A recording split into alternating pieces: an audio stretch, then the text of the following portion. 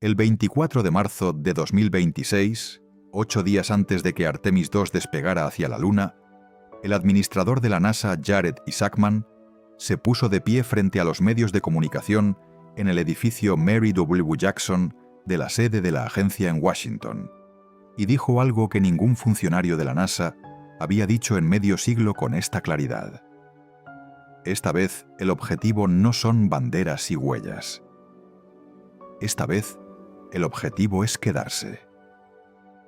Lo que siguió a esa frase fue el anuncio más ambicioso de la historia del programa espacial estadounidense desde que John F. Kennedy declaró en 1961 que la humanidad iría a la Luna antes de que terminara la década. $20.000 millones, 7 años, 3 fases. El objetivo: una base permanente en el polo sur de la Luna habitada de manera continua por seres humanos antes de 2033. No es un concepto, no es un estudio de viabilidad, no es una presentación de diapositivas sobre lo que podría ocurrir en algún futuro indefinido. Es un programa con nombre, con presupuesto asignado, con contratistas identificados, con hardware ya en desarrollo y con una secuencia de misiones que comenzará en 2027. Se llama Proyecto Ignición. Y lo que propone, si se ejecuta como está planeado, es la primera vez que la humanidad construye una estructura permanente fuera de la Tierra. No para visitar, para vivir. Pero hay algo que ninguna rueda de prensa y ningún comunicado oficial cuenta completamente: la dificultad real de lo que se está intentando. Los problemas que la física del polo sur lunar plantea y que no tienen solución fácil. Los desafíos de ingeniería que hacen que construir una base en la Luna sea más difícil que cualquier cosa que la humanidad haya construido antes. Y la pregunta que toda esa dificultad obliga a hacer: ¿por qué hacerlo? En los próximos minutos vas a entender exactamente cómo la NASA planea construir la primera base lunar permanente de la historia. ¿Qué fases tiene el plan? ¿Quién va a construir cada parte y qué tecnologías necesitan funcionar para que el proyecto sea viable?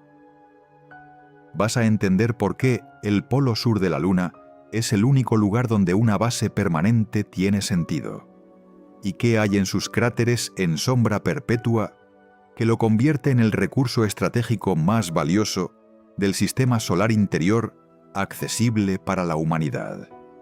Vas a entender por qué la energía nuclear no es opcional, sino obligatoria. ¿Qué es el ISRU y por qué es la diferencia entre una base que sobrevive y una que no puede existir sin suministros continuos desde la Tierra?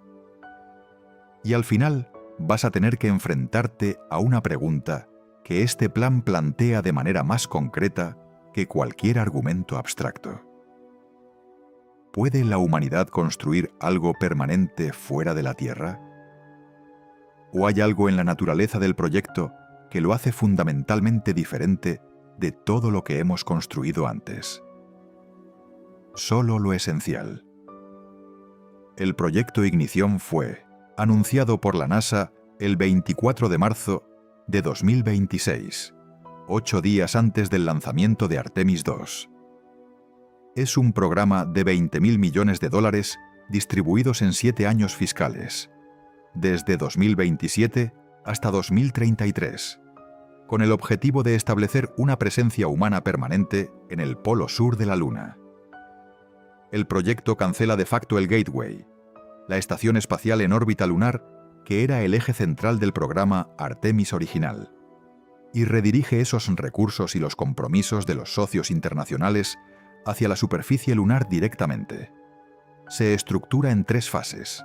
La primera, llamada construir, probar, aprender, se extiende de 2026 a 2028 e implica aproximadamente 25 lanzamientos y 4.000 kilogramos de carga en la superficie. La segunda, establecer infraestructura inicial. Abarca de 2029 a 2032 con 27 lanzamientos y 60.000 kilogramos de carga. La tercera, habilitar presencia humana de larga duración. corre de 2033 a 2036 con 29 lanzamientos y 150.000 kilogramos de carga. El programa tiene como objetivo aterrizar astronautas en la superficie lunar en 2028, establecer los elementos iniciales de la base en 2030 y alcanzar la habitación continua en 2033. Ese es el plan. Lo que determina si es posible es la física del lugar donde se va a construir. Antes de entrar en los detalles del plan, hay un conjunto de números que necesitas tener presentes, porque definen los límites físicos dentro de los cuales todo el proyecto Ignición tiene que funcionar. Un sexto. La gravedad en la superficie lunar es un sexto de la gravedad terrestre. Un astronauta que pese 80 kilogramos en la Tierra pesa 13 kilogramos en la Luna. Eso suena conveniente, pero significa que los músculos que mantienen la postura, que controlan el equilibrio, que generan fuerza para moverse, reciben un estímulo mecánico 6 veces menor que en la Tierra. Sin un programa de ejercicio intensivo y diario, la pérdida de masa muscular y densidad ósea en gravedad lunar puede ser tan severa como en microgravedad. Los astronautas de largas estancias en la ISS en microgravedad pierden hasta el 2% de su densidad ósea por mes sin contramediadas. En la Luna la pérdida será menor porque hay algo de gravedad. Exactamente cuánto menor es algo que solo las estancias prolongadas de la fase 3 revelarán. 29,5 días. La duración del mes lunar, el ciclo completo de iluminación de la superficie. En los sitios del Polo Sur con iluminación casi continua, los períodos de oscuridad se reducen a días. Pero esos días de oscuridad, combinados con el frío que los acompaña, son el período más crítico para cualquier sistema de la base que no esté alimentado por el reactor nuclear. El reactor tiene que estar funcionando antes de que los astronautas lleguen, no como opción de respaldo. Como sistema primario cuya fiabilidad es el prerequisito de la habitabilidad. 2,4 segundos. El retraso mínimo de comunicación entre la Luna y la Tierra, ida y vuelta. Para una llamada de voz, eso es incómodo pero manejable. Para una cirugía de emergencia guiada remotamente, es un retraso que puede ser la diferencia entre un procedimiento exitoso y uno que falla por la imposibilidad de corregir en tiempo real. Eso significa que el médico de la base o el astronauta que realice funciones médicas en una emergencia tiene que tener la competencia y el equipo para completar procedimientos de emergencia sin apoyo en tiempo real. No con menos apoyo que en la Tierra. Sin apoyo en tiempo real, 100 metros. La distancia típica entre las partes de la base que habrá al final de la fase 3. Módulos separados por túneles o por trayectos en rover. Esa distancia parece pequeña. Pero en un entorno donde el exterior es letal, donde una grieta en el traje espacial puede matar en minutos, donde la visibilidad puede degradarse por la polvareda levantada por un rover o por la luz solar rasante que crea sombras engañosas, moverse 100 metros en la superficie del Polo Sur requiere protocolos, entrenamiento y equipo que las misiones de días del Apolo nunca necesitaron. La infraestructura humana de la base no es solo los módulos y el reactor, son los procedimienos, los entrenamientos, la cultura de seguridad que permite que personas vivan en ese entorno de manera sostenida sin que los accidentes evitables se conviertan en tragedias. Esos números, un sexto, 29,5, 2,4 y 100, definen el espacio dentro del cual el proyecto Ignición tiene que construir algo que funcione. No son obstáculos. Son las condiciones del problema. Y la historia de la ingeniería humana es la historia de construir soluciones que funcionan dentro de las condiciones que la física impone. No a pesar de esas condiciones, con ellas. Para entender el proyecto Ignición, tienes que entender primero por qué el polo sur de la Luna es el único lugar donde una base permanente tiene sentido estratégico y científico. No es una decisión arbitraria. No es la elección del lugar más espectacular o más accesible. Es la consecuencia directa de lo que hay allí que no hay en ningún otro punto de la Luna. La Luna no tiene atmósfera. Eso tiene una consecuencia que en la Tierra tendemos a ignorar, porque vivimos dentro de la atmósfera que la compensa. En la Tierra, la atmósfera distribuye el calor. El calor solar que llega durante el día no se pierde completamente por la noche, porque la atmósfera actúa como un aislante que ralentiza la pérdida de energía hacia el espacio. En la Luna no hay ese aislante. Lo que el suelo lunar ve durante el día de 2 semanas de duración es luz solar directa sin filtro. Las temperaturas en la superficie lunar alcanzan 127 grados centígrados durante el día. Durante la noche lunar, que también dura 2 semanas, sin ninguna atmósfera que retenga el calor, la temperatura cae a menos 173 grados centígrados. Esa diferencia de 300 grados entre el día y la noche, repetida cada 29 días, es el entorno en que cualquier instrumento, cualquier estructura, cualquier sistema mecánico tiene que sobrevivir de manera continua. Ahora imagina construir una base en esas condiciones. Cada material de construcción tiene que resistir la contracción y la expansión térmica de 300 grados. Cada juntura, cada sello, cada conexión tiene que mantener su integridad en ese rango de temperatura. Cada componente electrónico tiene que funcionar tanto a 127 como a menos 173 grados. Eso no es imposible, pero es extremadamente difícil y extremadamente caro, y pone un límite práctico muy severo sobre cuánto tiempo puede durar cualquier componente antes de necesitar ser reemplazado. El polo sur de la Luna no resuelve completamente ese problema, pero lo atenúa de una manera que cambia radicalmente lo que es posible construir allí. La geometría del eje de rotación de la Luna es tal que en el polo sur, el Sol nunca se eleva más de 1,5 grados sobre el horizonte. Eso significa que en las crestas y los bordes elevados de los cráteres del polo sur, hay regiones que reciben luz solar casi continua, durante casi todo el año lunar. No continua en el sentido absoluto, pero continua en el sentido de que los períodos de oscuridad son muy breves, de días en lugar de 2 semanas. Para un sistema de generación de energía solar, esa diferencia es la que separa lo impracticable de lo funcional. Y en el otro extremo, en los fondos de los cráteres del polo sur que nunca reciben luz solar directa porque están permanentemente en sombra, hay algo que puede cambiar la economía de toda la exploración espacial humana. Agua. No en estado líquido, en estado sólido.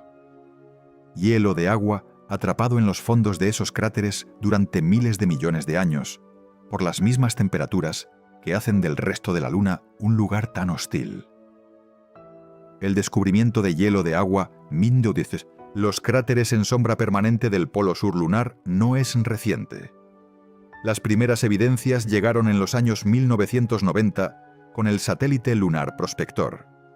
La confirmación directa llegó en 2009, cuando el impacto deliberado del módulo de propulsión de la misión L-CROSS en el cráter Cabeus levantó una pluma de material que el satélite de observación detectó como conteniendo agua en concentraciones significativas.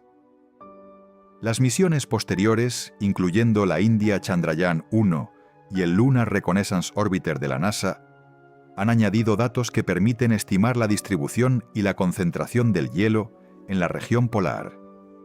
El VIPER, el Volatiles Investigating Polar Exploration Rover, es el instrumento que la NASA ha diseñado para caracterizar esos depósitos con la precisión que un programa de extracción requiere.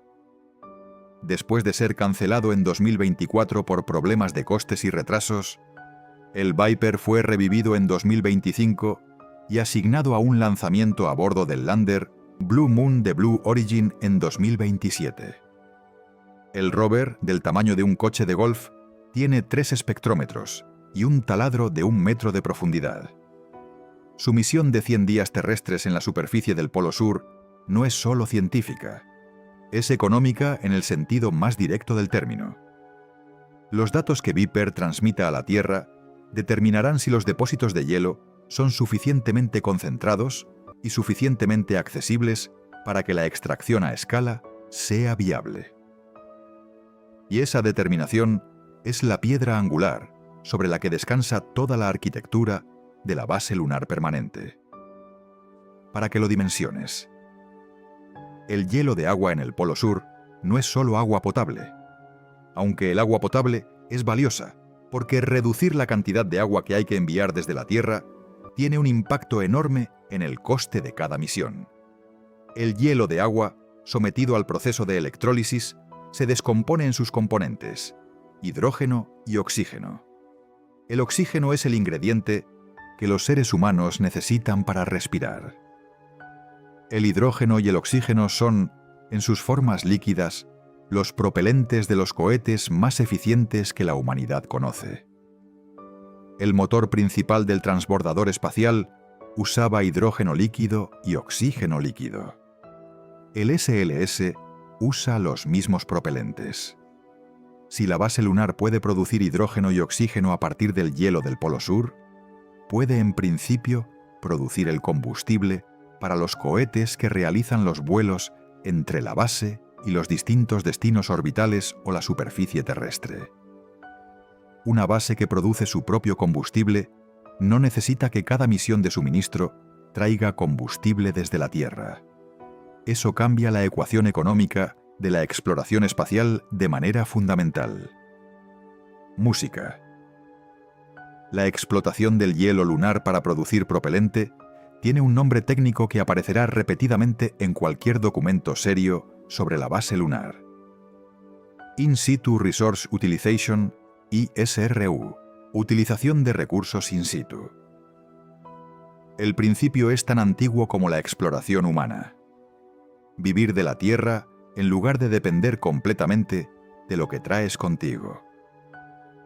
Los colonos europeos que llegaron a América del Norte sobrevivieron porque aprendieron a extraer recursos del entorno que los rodeaba. Los astronautas que vivan en la base lunar sobrevivirán a largo plazo solo si pueden hacer lo mismo. La diferencia es la escala. En la Luna, extraer recursos del entorno requiere tecnologías que todavía no han sido demostradas a la escala que se necesita. El polo sur de la Luna tiene un valor científico que va más allá del hielo de agua. Es el lugar donde la historia del sistema solar interior está mejor preservada. Los cráteres en sombra permanente del polo sur son los lugares más fríos del sistema solar interior. Más fríos que la superficie de Plutón en algunas mediciones. Las temperaturas en los fondos de esos cráteres no han subido de manera significativa en miles de millones de años. Eso significa que el material que hay en esos fondos, el hielo, el polvo, los compuestos orgánicos complejos, ha permanecido esencialmente sin cambios desde que fue depositado. El hielo de los cráteres en sombra no es solo agua. Los análisis de los datos del impacto del LCROSS sugieren que junto con el agua hay metanol, amoníaco, sulfuro de hidrógeno, dióxido de azufre y compuestos orgánicos más complejos. Algunos de esos compuestos son los bloques de construcción de las moléculas orgánicas más complejas. El mismo tipo de material que los cometas entregan al sistema solar interior. La teoría más aceptada sobre el origen del agua en los cráteres lunares es que fue entregada por cometas e impactos de asteroides durante los primeros miles de millones de años del sistema solar. Si eso es correcto, el hielo del Polo Sur es una muestra preservada de los cometas y asteroides que bombardearon el sistema solar interior en su infancia. Es una cápsula del tiempo de la química del sistema solar primitivo. Cuando Viper taladra el suelo del Polo Sur y extrae muestras del subsuelo, no solo está buscando agua para el ISRU, está leyendo la historia química del sistema solar que ningún otro lugar accesible tiene preservada de esa manera. Hay también la ciencia astronómica. El polo sur de la Luna, con su geometría de casi iluminación continua, en las crestas y oscuridad perpetua en los cráteres, es un lugar donde los telescopios instalados en la superficie tendrían capacidades únicas. En las zonas de sombra permanente, la temperatura es tan baja que los instrumentos infrarrojos podrían operar con un ruido térmico intrínseco menor que cualquier instalación terrestre, y menor que el James Webb, en su posición en L2. Un telescopio infrarrojo instalado en el fondo de un cráter del Polo Sur tendría capacidades de detección de señales débiles que ningún instrumento espacial existente puede igualar. Eso no está en el plan actual del proyecto Ignición, pero está en las discusiones sobre lo que viene después, sobre lo que la base lunar hace posible cuando está funcionando, sobre las puertas que abre. La base lunar no es el destino, es la plataforma, el punto desde el cual la humanidad puede hacer cosas que desde la Tierra o desde la órbita terrestre baja no puede hacer. Eso es lo que diferencia la fase 3 del proyecto Ignición de todas las fases anteriores de la exploración espacial. No el destino que se alcanza, las posibilidades que se abren cuando se tiene un punto de apoyo permanente en otro cuerpo celeste. El 24 de marzo de 2026, Jared Isaacman no solo describió un objetivo, describió una secuencia. Y la secuencia es la parte más importante de la historia, porque es lo que distingue el proyecto Ignición de todos los planes lunares anteriores que quedaron en papel. La NASA ha anunciado bases lunares antes.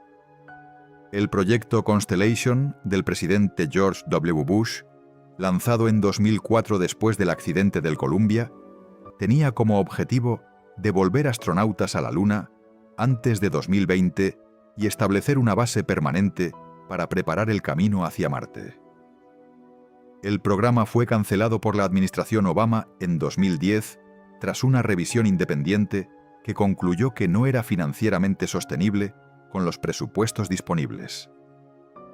El programa Artemis original, iniciado bajo Trump en 2017 y continuado bajo Biden, prometía un aterrizaje lunar en 2024, que se retrasó repetidamente hasta 2028.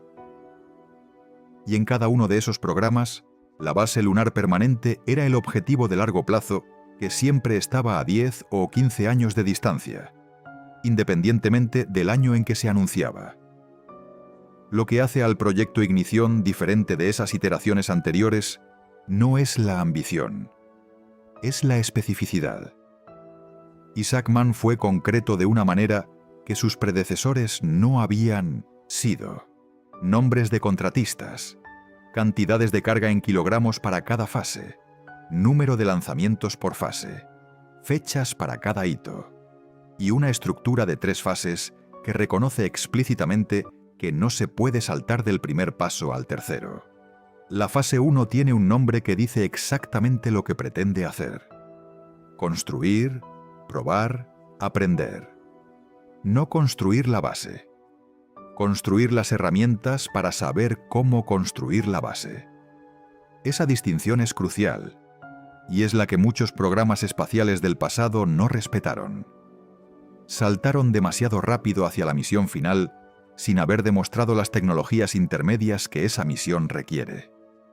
Durante la fase 1, entre 2027 y 2028, la NASA planea aproximadamente 25 lanzamientos que llevarán 4.000 kilogramos de carga útil a la superficie del Polo Sur. Esa carga no son módulos habitacionales, no son reactores nucleares, no son laboratorios científicos, son demostradores de tecnología, sistemas de generación de energía, tanto solares como de isótopos radiactivos, probados en condiciones reales para verificar cuánto producen y durante cuánto tiempo sobreviven. Sistemas de comunicación, incluyendo la primera red de comunicación en la superficie lunar con un alcance de 10 kilómetros, que funcione como una red celular, y permita que los robots se comuniquen entre sí y con los astronautas. Sistemas de navegación, incluyendo los primeros balizas de GPS lunar para operaciones de precisión en la superficie. Y rovers de múltiples tamaños y capacidades que mapeen el terreno, identifiquen los mejores sitios para las estructuras permanentes y demuestren que pueden sobrevivir la noche lunar. Hay también algo en la fase 1 que no tiene precedente en la historia de la exploración espacial. Los drones lunares. La NASA los llama Moonfall, en referencia a los drones Ingenuity que revolucionaron la exploración de Marte. La Luna no tiene atmósfera, que hace imposible el vuelo aerodinámico convencional. Los Moonfall no vuelan, dan saltos propulsivos. Cada salto puede cubrir hasta 50 kilómetros en aproximadamente 150 segundos de vuelo, desde el despegue hasta el aterrizaje. Los drones pueden sobrevivir la noche lunar. Pueden volar al interior de los cráteres en sombra permanente, donde los rovers con ruedas no pueden llegar fácilmente. Y pueden mapear el terreno con una resolución que ningún satélite orbital puede igualar, porque están a metros de la superficie, en lugar de a cientos de kilómetros. Los primeros 4 Moonfall están programados para llegar a la Luna en 2028. La fase 2, que se extiende de 2029 a 2032, es donde la base comienza a tomar forma física. Con las lecciones de la fase 1 incorporadas, la NASA y sus socios comenzarán a entregar la infraestructura que hace posible que los astronautas trabajen en la superficie de manera regular y en condiciones habitables. El elemento más importante de la fase 2 no lo fabrica la NASA. Lo fabrica la JAXA, la Agencia Japonesa de Exploración Aeroespacial.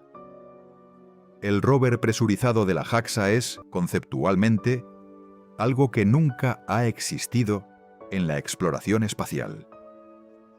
Es un vehículo del tamaño de una autocaravana grande que puede desplazarse por la superficie lunar a velocidades de hasta 3,5 km por hora. En su interior, los astronautas pueden trabajar sin trajes espaciales. Pueden comer, dormir, usar el baño, realizar experimentos. Pueden alejarse decenas de kilómetros de la base central y pasar días o semanas explorando la región polar sin volver al módulo habitable principal. Es el equivalente lunar del vehículo de exploración que los astronautas del Apolo nunca tuvieron. No un buggy abierto donde los astronautas iban sentados con sus trajes, sino un espacio habitable que puede moverse. La fase 3, de 2033 a 2036, es la que transforma la base de una instalación de visitas periódicas a una instalación permanentemente habitada. 29 lanzamientos, 150.000 kilogramos de carga. Los módulos habitacionales permanentes, incluidos los proporcionados por la Agencia Espacial Italiana, así llamados Multipurpose Habitats. El reactor nuclear de fisión que proporcionará energía continua independientemente del ciclo solar. Los sistemas de extracción de agua y producción de oxígeno y propelente a escala industrial. La primera red de satélites de comunicación y observación en órbita lunar. Y los vehículos de terreno lunar de segunda generación, más grandes, con mayor capacidad de carga, diseñados específicamente para preparar el terreno para la construcción y para las operaciones de larga duración. El total del programa: aproximadamente 81 lanzamientos y más de 214.000 kilogramos de carga en la superficie del Polo Sur lunar en 9 años. Para que lo dimensiones, la Estación Espacial Internacional pesa aproximadamente 420.000 kilogramos y tardó 13 años en construirse con 42 misiones de montaje. La base lunar tiene que construirse en un entorno significativamente más hostil, a una distancia mucho mayor de la Tierra, con materiales que tienen que sobrevivir condiciones que la ISS nunca experimenta. Pero la ISS fue construida con la tecnología de los años 1990 y los primeros 2000. La base lunar se construirá con tecnología de los años 2020 y 2030. La diferencia importa. Hay una manera de hacer los 20.000 millones del proyecto Ignición concretos que va más allá de las declaraciones sobre ambición y legado. Es ponerlos en contexto con lo que la humanidad ha pagado por otras cosas para entender si son muchos o pocos para lo que se pide. 20.000 millones de dólares en 7 años.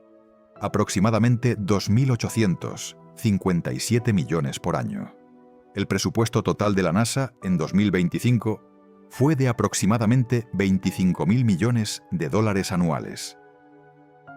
El proyecto Ignición, por lo tanto, representa aproximadamente el 11% del presupuesto anual de la NASA, asumiendo que ese presupuesto se mantiene constante durante los 7 años del programa. Pero esa comparación es engañosa porque el proyecto Ignición no es el único coste de la base lunar. El SLS, el cohete que llevará las misiones Artemis a la órbita lunar, cuesta aproximadamente 2.000 millones de dólares por lanzamiento con las proyecciones actuales. Cada aterrizador lunar de SpaceX o Blue Origin tiene su propio coste. Los 20.000 millones del proyecto Ignición son la infraestructura de la base. El coste de llevar esa infraestructura a la Luna se suma sobre esa cifra. El coste total estimado del programa Artemis completo, incluyendo el desarrollo del SLS, Orion, los aterrizadores y ahora el proyecto Ignición, supera los 100.000 millones de dólares acumulados desde 2017. La Sociedad Planetaria estimó en 107.000 millones de dólares el gasto de la NASA en retorno a la Luna, desde 2004 hasta 2026 en dólares ajustados a la inflación. Eso incluye el Constellation de Bush, el Orion y el SLS del programa que comenzó bajo Obama y continuó bajo Trump y Biden, y el Artemis hasta este momento. ¿Es mucho? En términos absolutos, sí. 107.000 millones de dólares es más que el PIB anual de muchos países. En términos relativos al coste de otras cosas que los Estados Unidos hacen como nación, es menos revelador de lo que parece. El presupuesto de defensa de los Estados Unidos en 2025 fue de aproximadamente 850.000 millones de dólares. 107.000 millones de dólares en 20 años de intentar construir la capacidad de llevar personas de regreso a la Luna es aproximadamente el 12,5% del presupuesto de defensa de un solo año. La pregunta más honesta no es si 20.000 millones es mucho o poco en abstracto. Es si 20.000 millones puede comprar lo que el proyecto Ignición promete. Y la respuesta de los ingenieros que han diseñado el Nuberais programa es que puede, si la ejecución es eficiente y si el sector comercial entrega lo que ha prometido. El si en esa frase es lo que el programa de los próximos 7 años tendrá que demostrar. Para entender completamente la magnitud del cambio que representa el proyecto Ignición, necesitas entender lo que reemplaza. El Gateway, la estación espacial en órbita lunar que fue durante años el eje central del programa Artemis. ¿Y por qué la NASA decidió cancelarlo? El Gateway fue concebido como la ISS de la órbita lunar. Una estación modular en una órbita altamente elíptica alrededor de la Luna, conocida como órbita de halo lunar en el punto NRH, o Near Rectilinear Halo Orbit. Desde esa órbita, la estación pasaría alternativamente cerca de los polos lunares y lejos de ellos, en un ciclo de aproximadamente 6 días. El Gateway serviría como punto de transferencia entre los vuelos desde la Tierra y los aterrizadores que llevarían a los astronautas a Minud, la superficie lunar. Serviría como laboratorio científico, como punto de apoyo para misiones de larga duración, como eventual escala en el camino hacia Marte. Varios módulos del Gateway ya habían sido construidos o estaban en construcción avanzada cuando Isaacman tomó la decisión de pausarlo en marzo de 2026. El módulo de propulsión y suministro eléctrico, PPE, de Maxar Technologies, estaba en desarrollo avanzado. El módulo habitacional y de logística Hilo, construido por Northrop Grumman, también estaba en producción. Los socios internacionales habían comprometido módulos adicionales. El programa tenía contratos, tenía hardware en fábrica, tenía compromisos internacionales. Y fue pausado de todas maneras. La razón oficial fue directa: concentrar los recursos en la superficie. Y Sackman lo dijo sin rodeos. No debería sorprender a nadie que estemos pausando el Gateway en su forma actual y focalizándonos en la infraestructura que permite operaciones sostenidas en la superficie lunar. Pero detrás de esa decisión hay una lógica técnica que es más reveladora que la declaración oficial. El Gateway, en su arquitectura original, tenía un problema fundamental de sincronización. La órbita NRH tiene un periodo de aproximadamente 6 días. Eso significa que el Gateway no está siempre en posición favorable para el acceso desde y hacia la superficie lunar. Hay ventanas de transferencia entre el Gateway y la superficie que dependen de la posición orbital en el momento en que los astronautas necesitan ir o volver. Para visitas esporádicas de días o semanas, ese calendario es manejable. Para una base de operaciones permanente con aterrizajes cada 6 meses o más frecuentemente, la restricción orbital del Gateway se convierte en una complicación logística significativa. La superficie lunar, en cambio, está siempre donde está. Los módulos habitacionales en el Polo Sur no se mueven. Los rovers están siempre disponibles. El reactor nuclear produce energía continuamente. La logística de la superficie es radicalmente más simple que la logística orbital. Y en la filosofía de construir para quedarse en lugar de construir para visitar, la simplicidad logística no es un lujo, es un requisito. El hardware del Gateway que ya estaba construido no se tirará. Los módulos PPE y Halo serán reutilizados o adaptados para la arquitectura de la base. Los compromisos de los socios internacionales serán redirigidos hacia contribuciones a la superficie. Es el tipo de pirueta programática que las agencias espaciales grandes hacen cuando cambian de dirección sin admitir que estaban equivocadas en la dirección anterior. Y que en este caso tiene más sentido técnico que la alternativa de insistir en el Gateway por el peso de la inversión ya realizada. Hay un problema que ninguna fuente de energía convencional puede resolver para una base lunar permanente. La noche lunar dura 2 semanas. Durante esas 2 semanas, en la mayor parte de la superficie lunar, no hay luz solar. Una base que depende exclusivamente de paneles solares se queda sin energía durante 14 días cada mes lunar.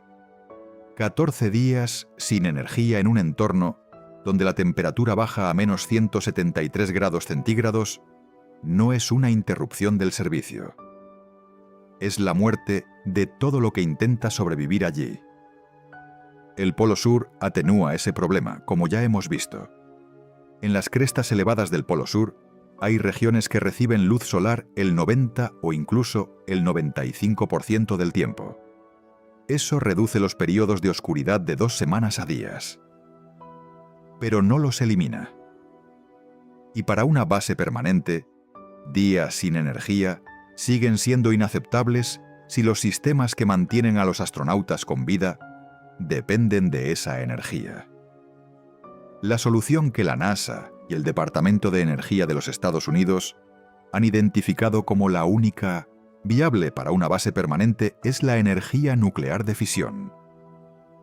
No las pilas de isótopos radiactivos, que han alimentado sondas espaciales durante décadas y que son parte del plan para las fases iniciales del proyecto Ignición. Las pilas de isótopos, como los sistemas RTG que alimentaron las sondas Voyager y Cassini, generan electricidad a partir del calor producido por la desintegración radioactiva de isótopos, como el plutonio 238. Son fiables, no tienen partes móviles y duran décadas. Pero son pequeñas. Los RTG más potentes producen en el rango de los cientos de vatios. Una base lunar con astronautas que respiran, que trabajan, que tienen instrumentos científicos funcionando, que mantienen los sistemas de soporte vital operativos las 24 horas. Necesita decenas de kilovatios. No vatios. Kilovatios. El sistema de potencia de fisión en superficie, Fission Surface Power, es el proyecto que la NASA lleva años desarrollando para ese propósito. Es un reactor de fisión nuclear compacto diseñado para producir al menos 40 kilovatios de potencia eléctrica de manera continua. 40 kilovatios es suficiente para alimentar varios módulos habitacionales, cargar múltiples rovers simultáneamente y mantener todos los sistemas esenciales de la base funcionando durante la noche lunar. El diseño usa uranio altamente enriquecido como combustible. El reactor genera calor que es convertido en electricidad por convertidores termodinámicos. El calor residual que no se convierte en electricidad tiene que disiparse, lo que en el vacío lunar sin atmósfera requiere radiadores que irradian el calor directamente al espacio. El nombre del primer reactor lunar en el plan actual es Lunar Reactor 1. Su fecha de despliegue en la Luna es 2030. Pero antes de que llegue a la Luna, su gemelo terrestre tiene un nombre diferente y un destino diferente. Space Reactor 1 Freedom, SR1. SR1 no va a la Luna, va a Marte. Es el reactor que alimentará el sistema de propulsión nuclear eléctrico de la misión Skyfall a Marte en diciembre de 2028, la primera misión con propulsión nuclear de la historia del programa espacial estadounidense. SR1 servirá como el banco de pruebas en vuelo de la tecnología que llegará a la superficie lunar en 2030. Y lo que Skyfall aprenda sobre el comportamiento del reactor en el entorno espacial real informará el diseño final de Lunar Reactor 1. Eso no es solo planificación inteligente. Es una muestra de que el proyecto Ignición tiene una lógica de ingeniería que respeta el principio fundamental de los programas espaciales responsables. No saltar directamente a la versión final sin probar las versiones intermedias. Usar cada misión para aprender lo que la siguiente necesita saber. Construir el conocimiento de manera acumulativa en lugar de apostarlo todo a que el primer intento funcione. Pero el reactor nuclear, aunque es el componente más crítico para la supervivencia de la base durante la noche lunar, no es el único problema de energía que la base tiene que resolver. Hay también el problema de la radiación. No la radiación del reactor, la radiación del espacio. La Luna no tiene campo magnético significativo. En la Tierra, el campo magnético deflecta la mayor parte de los rayos cósmicos de alta energía y las partículas del viento solar que, de otro modo, alcanzarían la superficie.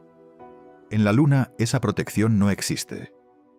La superficie lunar está expuesta a la radiación galáctica de fondo, el flujo constante de partículas de alta energía del espacio interestelar, y a los eventos de partículas solares, las erupciones de protones y electrones que el Sol expulsa durante las llamaradas solares. La dosis anual de radiación que un astronauta recibiría en la Luna si viviera en la superficie sin protección es aproximadamente 200 veces la dosis anual que recibe un ser humano en la Tierra. Eso no hace imposible vivir en la Luna. Hace necesario diseñar la protección contra la radiación como un componente fundamental de los módulos habitacionales desde el primer día. Las paredes de los módulos habituales tienen que tener suficiente masa para atenuar la radiación. Los módulos tienen que incluir refugios de radiación con paredes más gruesas para los eventos solares más intensos. Y la selección del sitio tiene que tener en cuenta la topografía.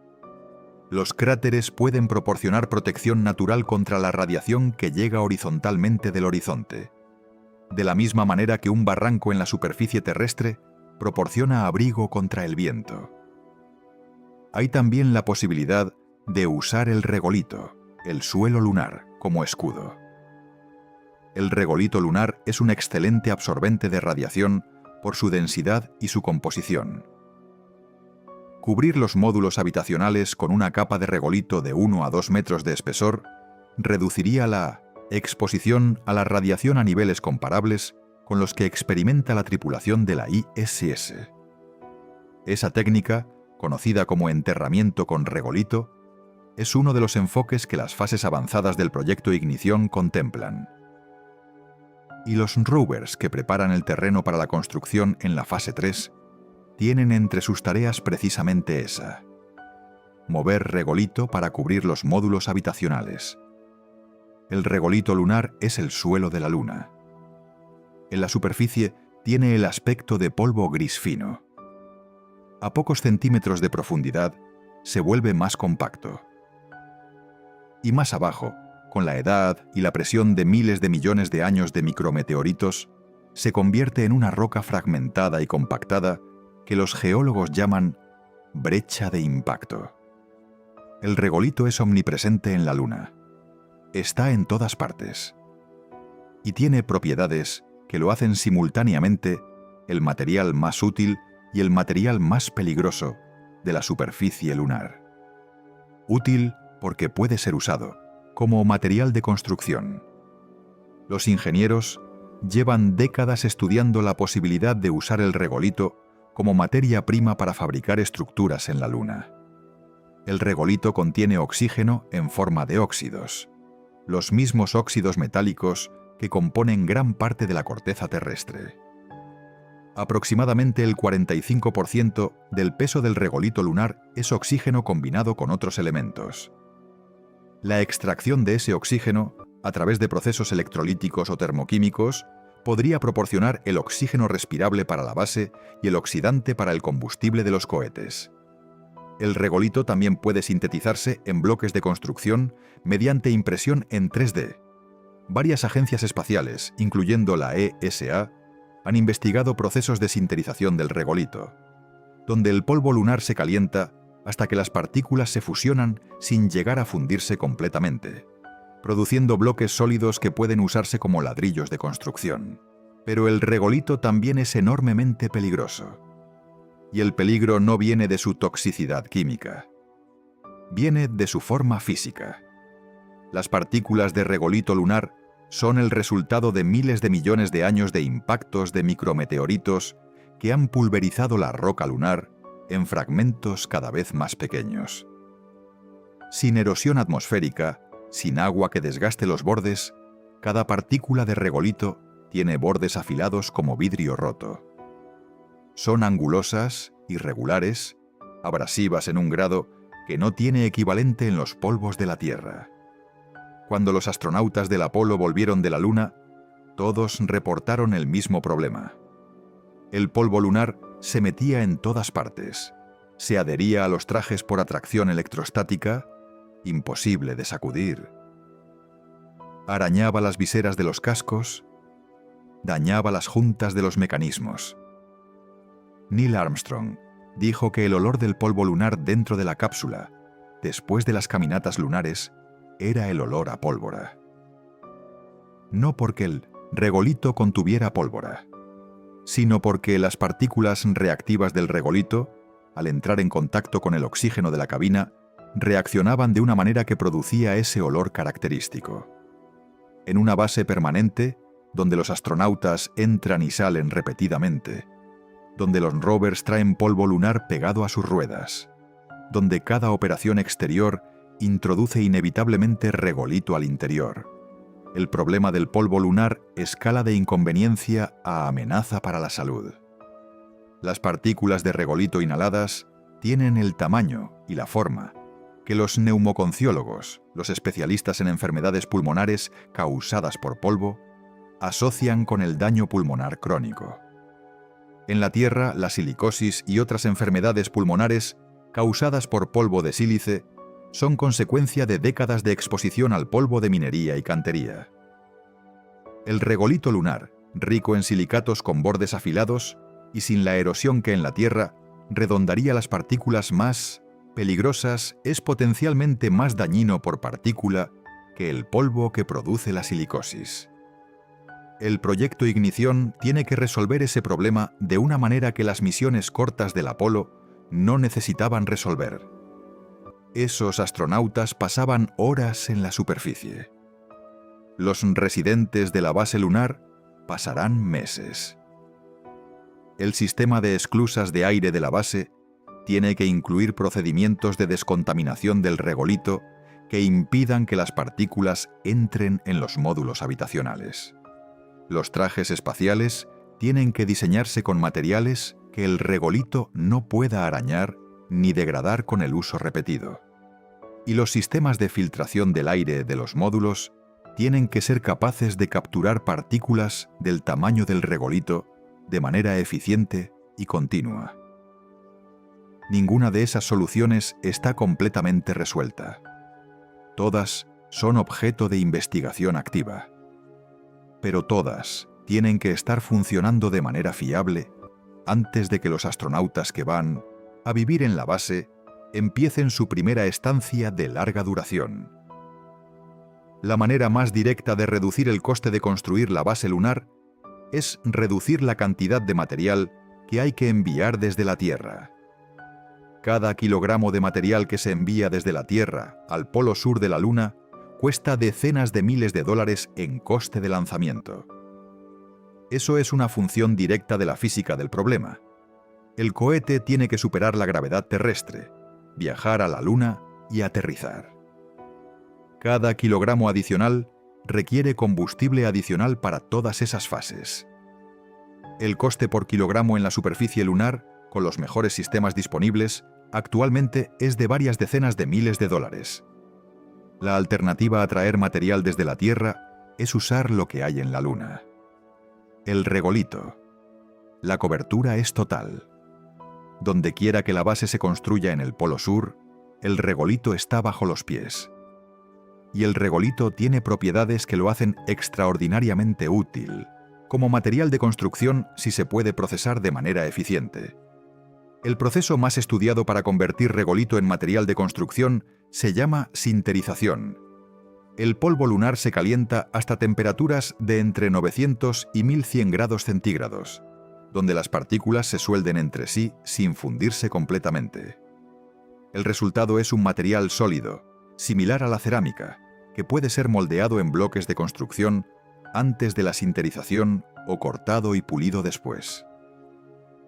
Los experimentos con regolito simulado en laboratorios terrestres han producido bloques con resistencia a la compresión de entre 50 y 150 megapascales. Para contexto, el hormigón convencional tiene una resistencia a la compresión típica de 20 a 40 megapascales. El regolito sinterizado es significativamente más resistente que el hormigón. Hay también la posibilidad de la impresión en 3 dimensiones con regolito. El concepto es similar al de las impresoras de Mindabuneshstome, construcción que ya depositan hormigón en capas para construir estructuras en la Tierra. Pero en lugar de hormigón, el material es regolito fundido o sinterizado. La ESA ha colaborado con la empresa Foster & Partners en diseños conceptuales de estructuras impresas en 3 dimensiones con regolito que usarían robots autónomos para construir módulos de protección sobre estructuras habitables inflables transportadas desde la Tierra. La estructura habitable sería ligera y vendría de la Tierra. La protección contra la radiación, los micrometeoritos y los ciclos térmicos extremos sería construida in situ con regolito. Ese enfoque tiene una lógica de costes poderosa. Una capa de regolito de 2 metros de espesor sobre un módulo habitable pesa aproximadamente 3.000 kilogramos por metro cuadrado de área cubierta. A decenas de miles de dólares por kilogramo, para llevar ese material desde la Tierra, cubrir un módulo habitable de 20 metros cuadrados costaría miles de millones de dólares en coste de lanzamiento. Construir esa misma capa con regolito local, usando robots que ya están en la Luna, costaría básicamente el coste operacional de los robots y la energía del reactor. Órdenes de magnitud menos. La clave de toda esa lógica es el robot. Los rovers de preparación del terreno que la fase 3 contempla no son solo para mover tierra de manera bruta. Son máquinas con capacidad de construcción automatizada que tienen que ser suficientemente precisas para colocar material en las posiciones y orientaciones que los diseños de la base requieren, sin que ningún ser humano los dirija en tiempo real, sin que un controlador en la Tierra pueda compensar un error inmediatamente, porque el retraso de comunicación de más de un segundo hace imposible el control en tiempo real. De manera autónoma, guiados por software diseñado para construir la base independientemente. Esa autonomía no existe todavía a la escala que el proyecto Ignición necesita. Es el desafío de ingeniería de software más difícil de todo el programa, y es el que más directamente determinará si la fase 3 puede ejecutarse en el cronograma que el programa ha anunciado. La diferencia fundamental entre el proyecto Ignición y los programas espaciales de las décadas anteriores no es solo técnica. Es arquitectónica en el sentido de quién hace qué. En los años 1960 y 1970, la NASA era el diseñador, el comprador y en muchos casos prácticamente el fabricante de todo lo que volaba en el programa espacial. Los contratistas existían, por supuesto. Boeing fabricó las etapas del Saturn V. North American Aviation construyó el módulo de mando del Apolo. Grumman fabricó el módulo lunar. Pero el control técnico, el diseño de sistemas, la toma de decisiones críticas, todo residía en la NASA. El gobierno era el cliente, el especificador y el supervisor de un sistema, donde los contratistas ejecutaban las especificaciones de la agencia. El proyecto Ignición opera con una arquitectura fundamentalmente diferente. La NASA es el cliente y el coordinador. Las empresas comerciales son los diseñadores, los constructores y los operadores de muchos de los componentes más críticos. SpaceX, con su aterrizador lunar Starship Human Landing System, proporciona la capacidad de llevar astronautas desde la órbita lunar a la superficie y de vuelta. Blue Origin, con su aterrizador Blue Moon, proporciona una segunda opción de acceso a la superficie y el transporte del rover Viper al Polo Sur. Astrolab, Intuitive Machines y Lunar Outpost compiten por los contratos del Lunar Terrain Vehicle, el rover tripulado que proporcionará movilidad a los astronautas en la superficie. Esa diversificación de proveedores no es solo una decisión política de distribución de contratos. Es una decisión de ingeniería de sistemas. Un sistema que depende de un único proveedor para un componente crítico tiene un punto único de fallo. Si ese proveedor falla, si su vehículo sufre un accidente o experimenta un retraso prolongado, toda la arquitectura se detiene. Con dos proveedores de aterrizadores, si uno experimenta problemas, el otro puede continuar. Con tres competidores para los rovers, si uno no puede entregar, los otros dos mantienen el programa en movimiento. Los socios internacionales añaden otra dimensión de diversificación y de capacidad. La JAXA japonesa proporciona el rover presurizado, la instalación móvil que es el componente más valioso de la fase 2. La ASE italiana proporciona los módulos habitacionales Multipurpose Habitats para la fase 3. La CSA canadiense proporciona el Lunar Utility Vehicle, un vehículo de propósito general para operaciones de superficie. Esa red de socios internacionales no es solo logística, es política en el sentido más literal. El proyecto Ignición existe dentro de un contexto de competencia geopolítica con China, que ningún comunicado oficial menciona directamente, pero que está presente en cada decisión de cronograma. China tiene su propio programa lunar agresivo y bien financiado. La misión Chang'e 7, programada para 2026, llevará un mini hopper al Polo Sur para explorar los cráteres en sombra permanente en busca de hielo de agua. Es exactamente la misma misión científica que el Viper. Dos programas espaciales de dos grandes potencias convergiendo en el mismo objetivo estratégico. El mismo recurso. El mismo lugar. Y la historia del siglo XX muestra que cuando dos grandes potencias compiten por el mismo recurso en el mismo lugar, las consecuencias de quién llega primero son significativas. El administrador Isaacman lo dijo explícitamente en el evento Ignición del 24 de marzo. El reloj corre en esta competencia entre grandes potencias. Y el éxito o el fracaso se medirán en meses, no en años. América nunca volverá a renunciar a la Luna. Esas frases no son retórica vacía. Son la justificación política de un programa de $20.000 millones en un momento en que la NASA acaba de perder el mayor porcentaje de su plantilla en un solo año en toda su historia. La urgencia es real. La pregunta es si la urgencia puede ser satisfecha por la capacidad real del programa. Hay algo que el proyecto Ignición tiene que no tenía ningún programa espacial de gran escala de las décadas anteriores. Dos empresas privadas con la capacidad de aterrizar grandes cargas en la superficie lunar. SpaceX con el Starship Human Landing System. Blue Origin con el Blue Moon. Y esa diferencia no es solo de tecnología disponible. Es de modelo económico, de gestión de riesgos y de velocidad de iteración. El Starship de SpaceX, en su configuración de aterrizador lunar, tiene una capacidad de carga a la superficie de la Luna que supera cualquier vehículo que haya existido en la historia de la exploración lunar. El módulo lunar del Apolo podía llevar aproximadamente 150 kilogramos de carga científica a la superficie. El Starship puede llevar cientos de toneladas. Esa diferencia de capacidad cambia lo que es posible en cada misión. En lugar de seleccionar con agonía qué equipo puede ir en un módulo lunar que tiene límites de peso rigurosos, una misión de la fase 3 con Starship puede llevar un módulo habitable completo, su sistema de soporte vital, semanas de consumibles y el rover presurizado en un solo vuelo.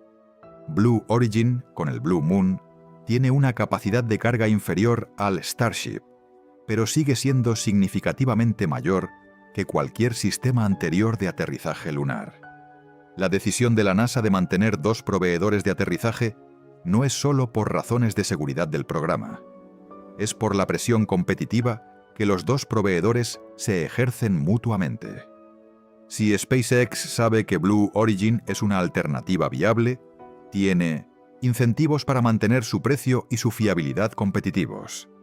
Si Blue Origin sabe que SpaceX tiene la mayor capacidad del mercado, tiene incentivos para mejorar su propia. La competencia entre proveedores comerciales produce mejoras de rendimiento y reducciones de coste que el modelo de contrato de desarrollo único no genera con la misma consistencia. Pero hay también un riesgo en el modelo comercial que los defensores más entusiastas del sector privado espacial tienden a minimizar. Las empresas privadas tienen accionistas, tienen presiones de rentabilidad, tienen planes de negocio que dependen de supuestos sobre el mercado. Si el mercado para los servicios de aterrizaje lunar resulta ser menos lucrativo de lo que los modelos de negocio de SpaceX y Blue Origin proyectaban, si las misiones gubernamentales se retrasan o se cancelan, si los competidores erosionan los márgenes, las empresas ajustan sus prioridades. No necesariamente abandonando el programa lunar, pero potencialmente ajustando los cronogramas, renegociando los contratos o priorizando misiones más rentables sobre las de la base lunar. La NASA es consciente de ese riesgo. Por eso, el proyecto Ignición mantiene el SLS como sistema de lanzamiento para las misiones tripuladas en las fases iniciales. No porque el SLS sea más barato que el Starship. El SLS es significativamente más caro por lanzamiento, sino porque el SLS es un sistema gubernamental que no tiene las dependencias de mercado de los sistemas comerciales. Si SpaceX tiene un problema con el Starship, que requiere meses de investigación antes del siguiente vuelo, el SLS puede seguir volando. La redundancia entre sistemas tiene un coste, pero en un programa que planea establecer la primera base permanente humana fuera de la Tierra, el coste de no tener redundancia es potencialmente mucho mayor. El 24 de marzo de 2026, cuando Isaacman dijo que América nunca volverá a renunciar a la Luna, estaba hablando sobre geopolítica, aunque usó el lenguaje de la exploración. La razón por la que esa frase necesita ser dicha en 2026 es la misma razón por la que el proyecto Ignición existe con la urgencia que tiene. China tiene sus propios planes para el polo sur de la Luna. Y esos planes son tan específicos, tan bien financiados y tan avanzados, que ignorarlos al analizar el proyecto Ignición sería dejar fuera de la historia el motor más importante de su urgencia. El programa lunar de China no es un anuncio de intenciones. Es un programa en ejecución con misiones completadas y misiones en desarrollo. Chang'e 5, en 2020, fue la primera misión que regresó muestras de la Luna a la Tierra desde la Luna soviética en 1976. Trajo 1.731 gramos de material lunar de una región del lado visible de la Luna. Chang'e 6, en 2024, fue la primera misión en devolver muestras de la cara oculta de la Luna. 2 misiones de retorno de muestras exitosas en 4 años. Eso es un ritmo operacional que pocos programas espaciales han igualado. Chang'e 7, programada para 2026, tiene el Polo Sur como destino. Incluye un orbiter, un lander, un rover y el mini hopper, el saltador de cráteres que puede descender al interior de los cráteres en sombra permanente donde el rover no puede llegar. El objetivo científico explícito es buscar agua. El mismo objetivo científico del Viper. En el mismo lugar. En el mismo año. Y más allá de Chang'e 7, el programa chino tiene objetivos que van mucho más allá de la exploración científica. China ha declarado explícitamente su objetivo de establecer una base permanente en el polo sur lunar para 2035. Ha firmado acuerdos de cooperación con Rusia para el desarrollo conjunto de una estación de investigación lunar.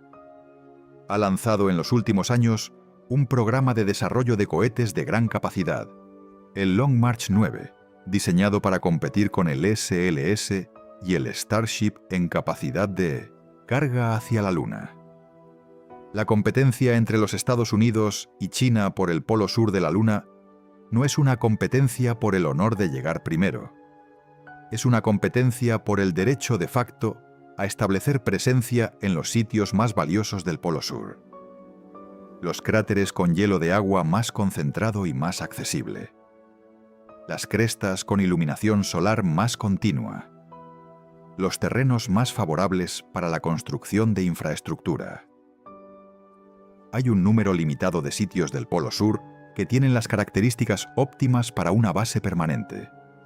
Quien llegue primero a esos sitios y establezca infraestructura tendrá ventaja de facto en la negociación de cualquier marco regulatorio futuro sobre los recursos lunares. Eso no es ficción especulativa. Es el patrón que la historia de la exploración y la colonización terrestre ha establecido repetidamente. Los tratados internacionales que rigen el acceso a los recursos suelen reconocer la presencia establecida como un factor en las negociaciones. El Tratado del Espacio Exterior de 1967, que prohíbe la apropiación nacional de cuerpos celestes, no fue diseñado para el escenario de bases permanentes que extraen recursos del suelo lunar. Su interpretación en ese contexto es activamente debatida por juristas internacionales y agencias espaciales. Y quien tenga presencia establecida, cuando se produzcan esas negociaciones, tendrá más influencia sobre su resultado. Ese es el contexto en que el administrador Isaacman dijo que el éxito o el fracaso del proyecto Ignición se medirá en meses, no en décadas, no en el horizonte cómodo de esto es un proyecto generacional que no importa si se retrasa unos años.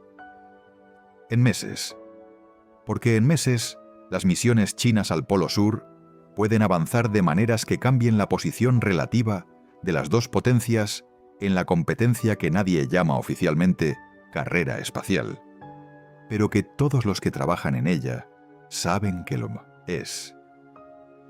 Hay una versión del proyecto Ignición que aparece en los comunicados de prensa y en las presentaciones de diapositivas. Es una versión de fases elegantes, de cronogramas precisos, de socios internacionales comprometidos y de tecnologías que se desarrollarán según el plan. Y hay otra versión del proyecto Ignición, que los ingenieros conocen y que los cronistas honestos de la historia espacial tienen que mencionar. La versión de los riesgos que el programa enfrenta y que ningún cronograma puede garantizar. El primer riesgo es el que toda la historia de los programas espaciales de las últimas 6 décadas ha documentado repetidamente. El coste. La sociedad planetaria, que ha seguido el gasto de la NASA en los programas de retorno a la Luna desde la era de Constellation, estimó que antes de que comenzara el proyecto Ignición, la NASA había gastado ya aproximadamente $107.000 millones en Inflation Adjusted Dollars, en planes de regreso a la Luna desde 2004. $107.000 millones. Sin haber aterrizado a nadie. El proyecto Ignición añade $20.000 millones sobre esa base. Pero los programas espaciales de gran escala tienen una historia consistente de superar sus presupuestos originales. El SLS, cuando fue concebido, se estimó que costaría unos $10.000 millones para desarrollo. Ha costado más del doble. El Hubble Space Telescope, cuando fue aprobado en 1977, se estimó que costaría $400 millones. Su coste de desarrollo llegó a $1.500 millones cuando fue lanzado en 1990. Los programas espaciales de alta complejidad técnica en entornos sin precedentes tienden a costar más de lo previsto. No por mala gestión, aunque eso también ocurre, sino porque están intentando hacer algo que nunca ha sido hecho. Y lo que nunca ha sido hecho siempre presenta problemas que los modelos de estimación de costes no pueden anticipar. El segundo riesgo es político. NASA ha tenido 7 administradores diferentes en los últimos 15 años. Cada cambio de administración presidencial ha producido cambios en las prioridades del programa espacial. Bush lanzó Constellation. Obama canceló Constellation. Trump lanzó Artemis con el objetivo de aterrizar en la Luna en 2024. Biden mantuvo Artemis pero ajustó el cronograma. Trump de nuevo, con Isaacman, lanzó el proyecto Ignición.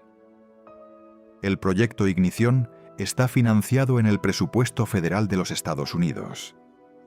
Ese presupuesto se aprueba año a año en el Congreso. Una administración diferente en 2028, en 2032, en cualquier punto de la ejecución del programa, puede cambiar las prioridades y reducir la financiación. Eso no lo detendría necesariamente si el impulso del programa es suficiente y si los socios internacionales y comerciales tienen suficiente inversión en su éxito. Pero es un riesgo real que el historial político de los programas espaciales estadounidenses hace imposible ignorar. El tercer riesgo es técnico y es quizás el más difícil de cuantificar. Muchas de las tecnologías que el proyecto Ignición necesita no han sido demostradas a la escala que el programa requiere. El ISRU, la extracción y procesamiento del hielo lunar para producir agua, oxígeno y propelente, ha sido demostrado conceptualmente en laboratorio. No ha sido demostrado en la superficie lunar.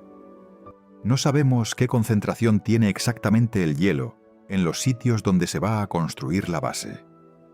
No sabemos si los procesos de extracción funcionarán en las condiciones reales de temperatura, presión y composición del suelo lunar. El Viper proporcionará datos cruciales, pero datos de una sonda exploratoria de 100 días no son lo mismo que la experiencia operativa de un sistema de extracción industrial en funcionamiento continuo. El reactor nuclear Lunar Reactor 1 ha sido diseñado y sus componentes están siendo fabricados, pero no ha operado en el entorno lunar. Su comportamiento bajo la radiación del espacio durante años de operación, su fiabilidad en el rango de temperaturas del Polo Sur, la gestión del calor residual en el vacío, todo eso son variables que la ingeniería puede modelar con cierta confianza, pero que solo la operación real en condiciones reales puede confirmar. Y está el problema humano. Los seres humanos no han vivido en la Luna. Sabemos mucho sobre lo que la microgravedad prolongada hace al cuerpo humano, porque la ISS lo ha demostrado durante 2 décadas. Pero la Luna no es microgravedad. La Luna tiene gravedad, aproximadamente 1/6 de la gravedad terrestre. Eso es suficiente para que algunos de los problemas de la microgravedad, como la redistribución de fluidos corporales y la pérdida de masa ósea por falta de carga mecánica, se manifiesten de manera diferente. La gravedad lunar es lo suficientemente baja para que el cuerpo no reciba el estímulo mecánico que mantiene los huesos y los músculos de la misma manera que la gravedad terrestre. Pero no es tan baja como la microgravedad de la ISS. No tenemos datos empíricos de lo que la gravedad lunar prolongada hace a la fisiología humana, porque ningún ser humano ha vivido en gravedad lunar durante más de 3 días. Los astronautas del Apolo pasaron un máximo de 74 horas en la superficie. Los residentes de la base lunar pasarán semanas y eventualmente meses. Esos problemas no hacen el proyecto Ignición imposible. Los hacen difíciles de maneras que no están completamente resueltas todavía. Y la diferencia entre lo difícil y lo imposible, en la historia de la exploración espacial, ha dependido repetidamente de la voluntad de invertir recursos en resolver los problemas en lugar de simplemente asumirlos como manejables. Hay una comparación que aparece en todos los discursos sobre el proyecto Ignición. La comparación con el Apolo. Isaac Mann mismo la hizo. Esta vez, el objetivo no son banderas y huellas. Y esa frase, que parece un simple eslogan, contiene en realidad la descripción más precisa de lo que hace al proyecto Ignición cualitativamente diferente de todo lo que la humanidad ha intentado en el espacio antes. El programa Apolo fue, desde el punto de vista de la ingeniería de sistemas, extraordinariamente enfocado. Su objetivo era simple, aunque su ejecución fue de extraordinaria dificultad. Llegar a la Luna, caminar en la Luna, volver. Cada elemento del programa estaba diseñado para ese objetivo único. El Saturn V generaba el empuje necesario para llevar la carga desde la Tierra hasta la trayectoria lunar. El módulo de mando y servicio transportaba a los astronautas. El módulo lunar los llevaba a la superficie y los traía de vuelta a la órbita. Toda la cadena logística apuntaba al mismo vector: ir y volver.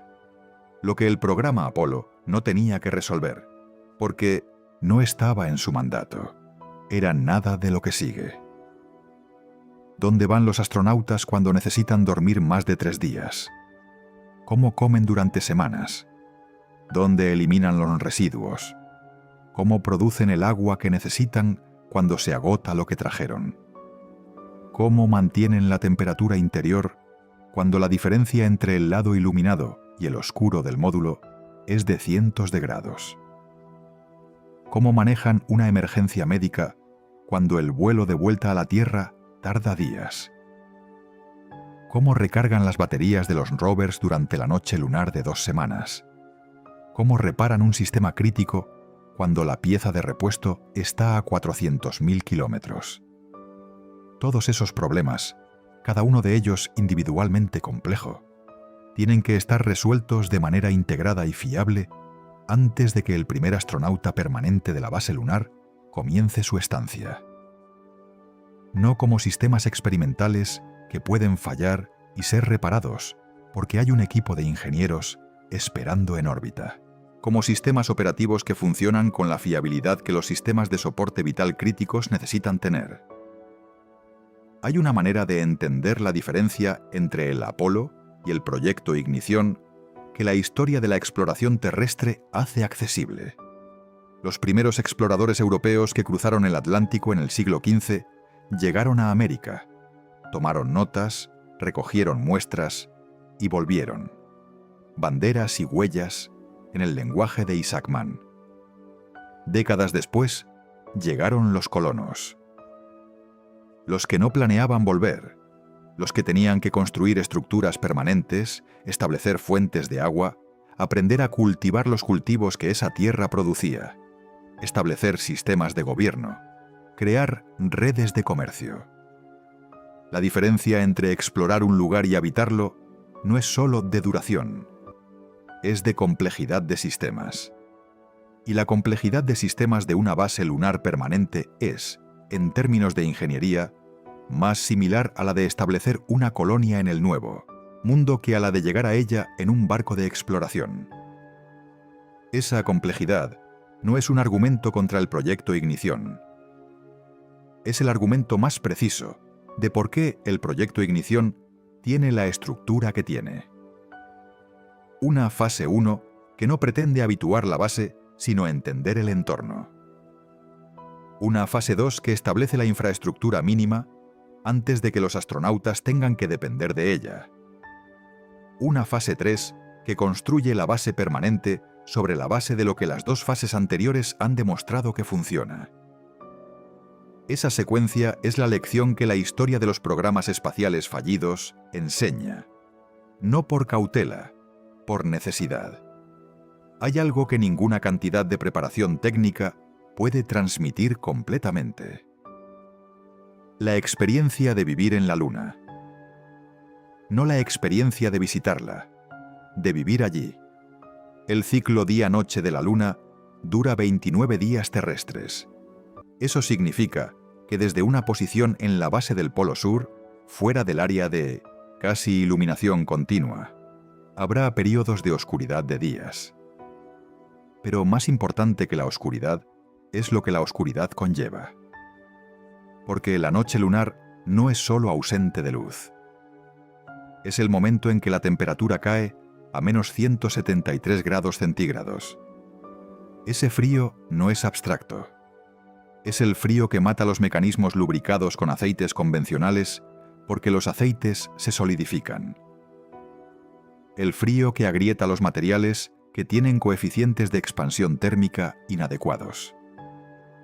El frío que descarga las baterías más rápido porque la resistencia interna de las baterías aumenta con el frío.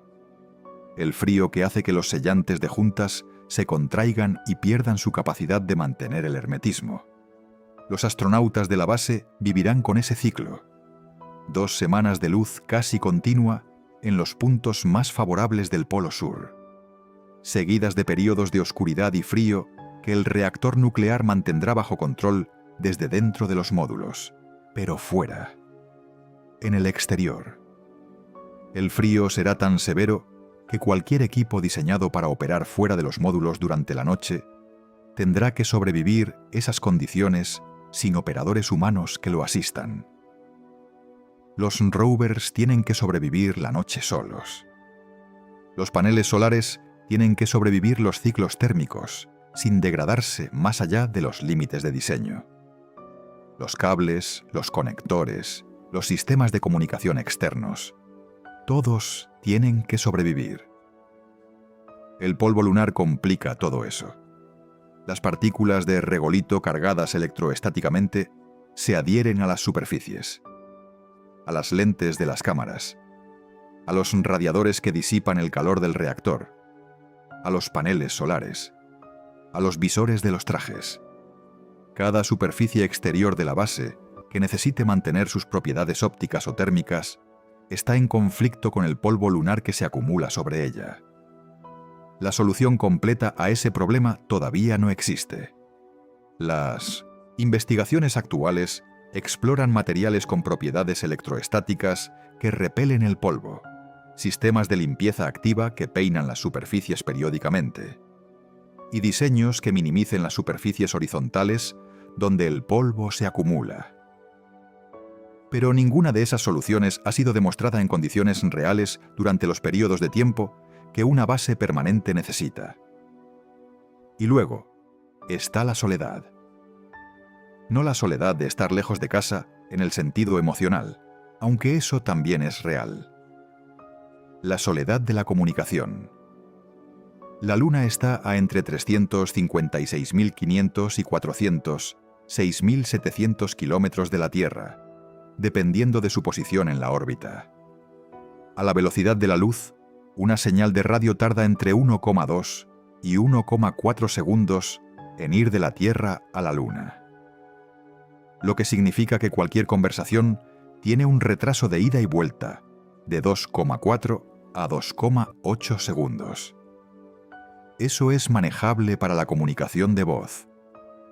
Pero si un astronauta en la base tiene una emergencia médica y necesita consultar con un médico en la Tierra, ese médico no puede guiar el procedimiento en tiempo real de la manera que lo haría con un paciente a quien puede ver y escuchar sin retraso. Eso significa que los astronautas de la base lunar necesitan ser capaces de gestionar emergencias médicas de manera más autónoma que cualquier otro contexto de exploración humana.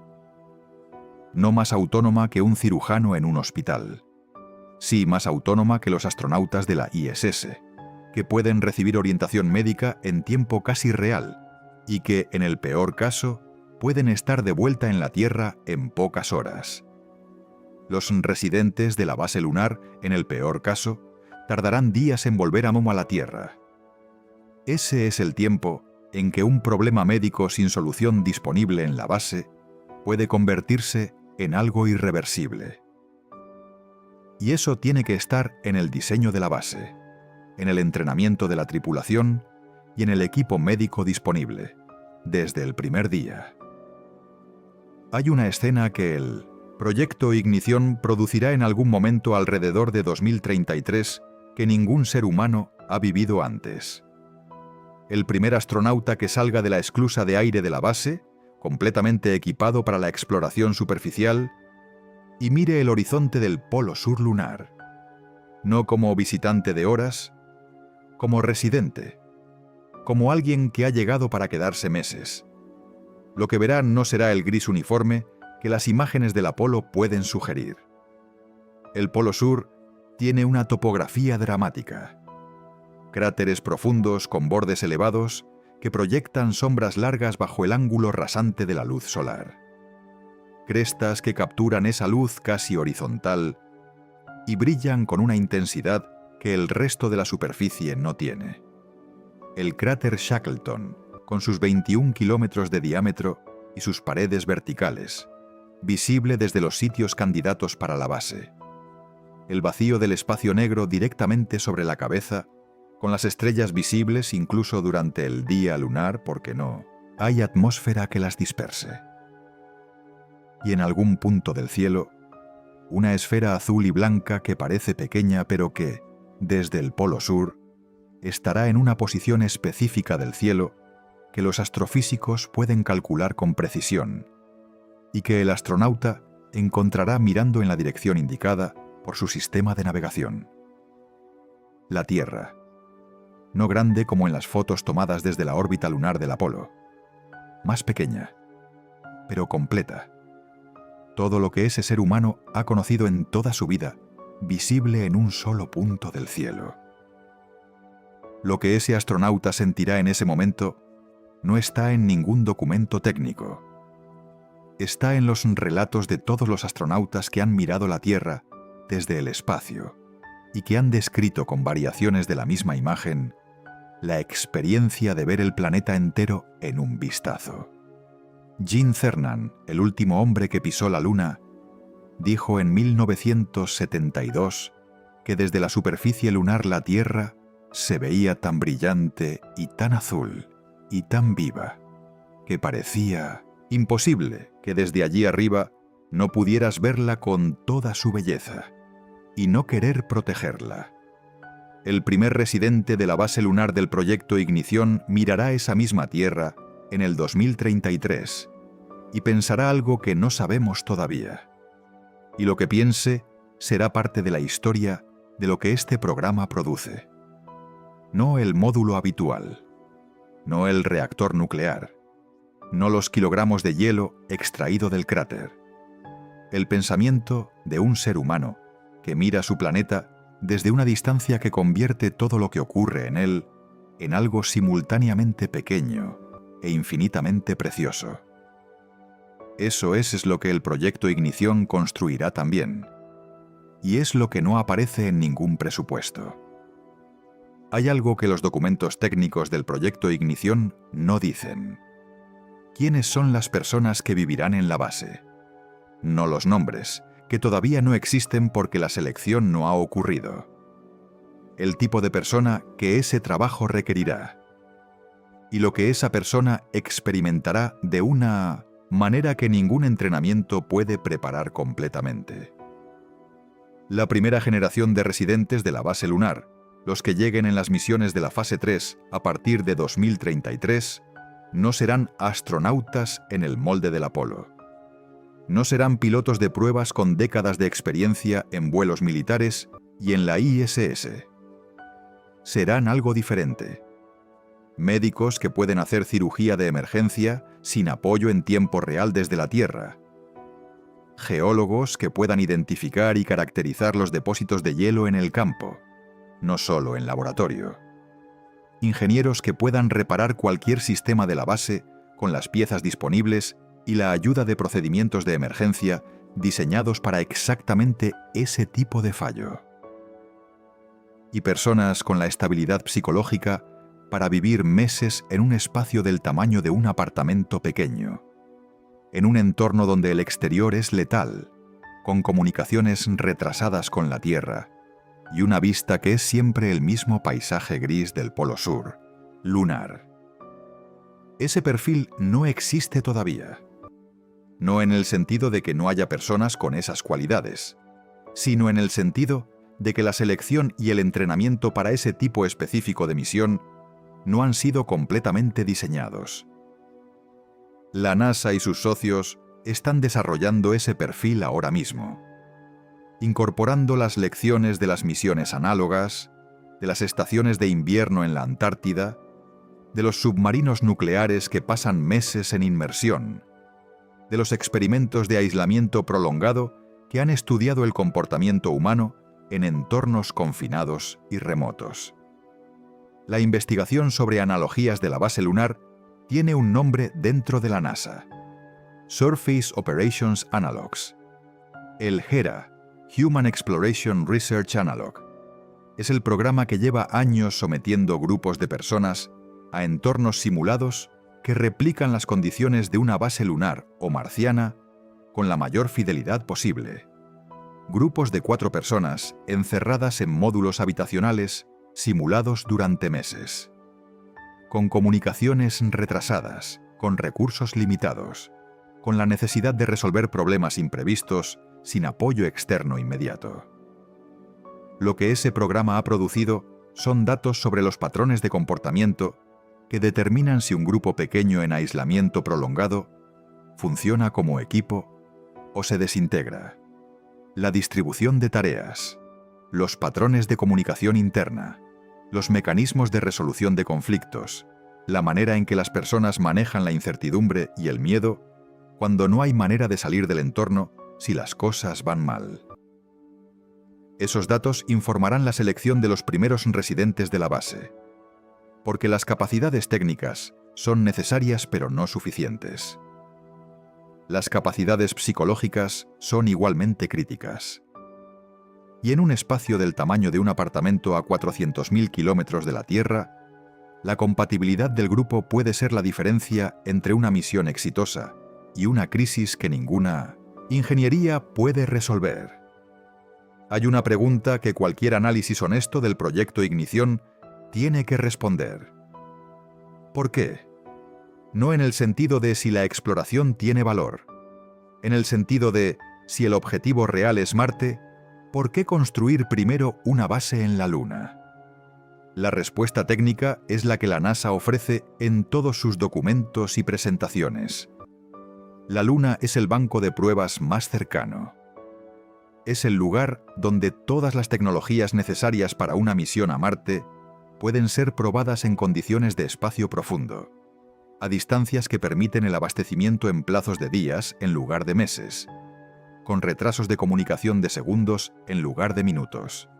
El ISRU, que la base lunar necesita para extraer agua y producir oxígeno y combustible, es el mismo ISRU que una misión marciana necesitará, en mayor escala y con diferentes materias primas, pero con la misma lógica fundamental.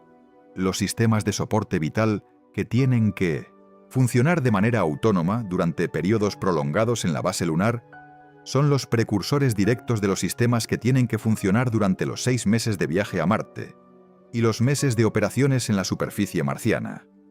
Los efectos de la gravedad reducida en la fisiología humana, medidos en la Luna durante meses, producirán datos que los modelos médicos del viaje a Marte necesitan. Pero hay también una respuesta más profunda. La respuesta que no está en los documentos técnicos, sino en la lógica de cómo la humanidad ha expandido su presencia a lo largo de la historia. La expansión no ocurre en saltos, ocurre en pasos. Los europeos que colonizaron América del Norte no cruzaron el Atlántico directamente desde España hasta los Grandes Lagos. Establecieron primero asentamientos costeros. Luego exploraron el interior desde esos asentamientos. Luego construyeron los asentamientos interiores desde los que se expandieron más lejos. La Luna no está en la ruta gravitacional hacia Marte de la misma manera que los Apalaches no estaban en la ruta hacia el Pacífico. Pero es el primer paso que está suficientemente cerca para ser alcanzable con la tecnología actual y suficientemente lejano para ser genuinamente diferente de todo lo que la humanidad ha hecho antes. El primer lugar donde construir algo permanente fuera de la Tierra. El primer lugar donde demostrar que los seres humanos pueden vivir más allá del planeta donde evolucionaron. El primer lugar donde la civilización humana tiene más de un punto de apoyo en el cosmos. Esa última frase, la de los puntos de apoyo, contiene el argumento más profundo de todos. No el argumento de los recursos del Polo Sur. No el argumento de la geopolítica con China. No el argumento del banco de pruebas para Marte. El argumento de que una civilización que vive en un solo planeta es fundamentalmente vulnerable, de maneras que una civilización con presencia en múltiples cuerpos celestes no lo es. Un asteroide suficientemente grande que impacte la Tierra. Una pandemia de proporciones históricas. Un cambio climático que haga amplias regiones del planeta habitadas actualmente inhabitables. Ninguno de esos escenarios, en sus versiones más severas, puede acabar con una civilización que ya no depende de un solo planeta para su supervivencia. Eso no es el argumento que Isaacman usó el 24 de marzo. Es el argumento que Elon Musk usa cuando habla de Marte. Es el argumento que Carl Sagan usó cuando habló de por qué la humanidad debe convertirse en una especie multiplanetaria. No es un argumento que ningún presupuesto anual del Congreso puede capturar. Pero es el que, cuando la historia de este período se escriba con suficiente distancia, puede resultar ser el más importante de todos. Hay una imagen que ningún artista conceptual ha dibujado todavía con la fidelidad que merecería. La base lunar en 2033, si el proyecto Ignición se ejecuta como está planificado. No el boceto optimista de los comunicados de prensa. El edificio funcional, con las limitaciones y las soluciones que los ingenieros habrán tenido que improvisar en los años entre ahora y entonces. En 2033, en la región del polo sur de la Luna cercana al cráter Shackleton, habrá varios módulos habitacionales conectados por túneles presurizados, cubiertos en parte por capas de regolito que los astronautas y los rovers habrán acumulado sobre ellos para protegerlos de la radiación y los micrometeoritos. En el exterior, un conjunto de paneles solares orientados hacia las regiones de casi iluminación continua. A cierta distancia, el reactor nuclear Lunar Reactor 1, ubicado suficientemente lejos de los módulos habitacionales para que su radiación no sea un problema para los residentes, conectado a la base por cables de transmisión de energía. Habrá rovers, los Lunar Terrain Vehicles de segunda generación, más grandes que los de la fase 1, capaces de llevar carga y equipamiento pesado. El rover presurizado de la JAXA, el habitáculo móvil desde el que los astronautas pueden explorar la región polar sin volver a la base durante días. Y los drones Moonfall, saltando en arcos de 50 kilómetros para inspeccionar el terreno más allá del alcance de los rovers, llevando cámaras e instrumentos a lugares que ningún otro vehículo puede alcanzar. Habrá una red de comunicación, antenas en las crestas más elevadas de los cráteres cercanos, repetidores que conectan las diferentes partes de la base entre sí, una constelación de satélites en órbita lunar que proporcionen comunicación continua con la Tierra y cobertura GPS para operaciones de precisión en la superficie.